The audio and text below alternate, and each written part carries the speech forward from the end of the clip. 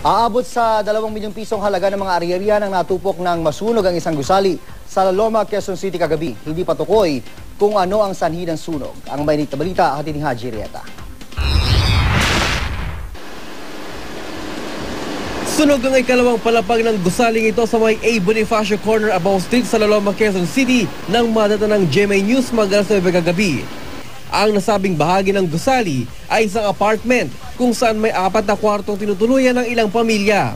Kwento ng isa sa mga umuupa sa apartment na si Sunny Tumampil, nagpapahinga na raw sila ng sumiklab ang sunog. Kinatok lang kasi kami ng kapitbahay na may sunog daw eh. Tapos, nung lumabas ako, lumalabas na yung apoy dyan eh. Mabuti na lamang daw at hindi na damay ang unang palapag ng gusali dahil may ibinebentang tangke ng LPG dito. Kasama sa mga nailigtas ay mga alagang aso ni Yvette Paras.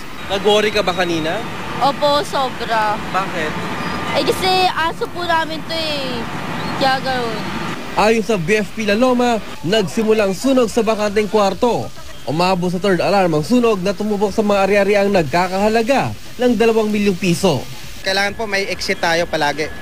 Pagka umuupa po tayo, tignan po lang natin yung ating uupahan kung mayroon siyang exit.